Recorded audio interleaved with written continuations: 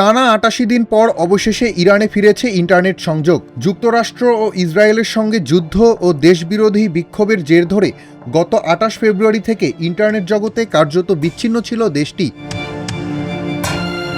গত সোমবার president Masoud Pezeshkian আন্তর্জাতিক ইন্টারনেট পরিষেবা পুনরায় চালুর নির্দেশ দেন। এরপর ধীরে ধীরে দেশজুড়ে ইন্টারনেট সংযোগ ফিরতে শুরু করেছে। ইন্টারনেট ফিরে আসায় স্বস্তি প্রকাশ করেছে দেশটির সর্বস্তরের মানুষ।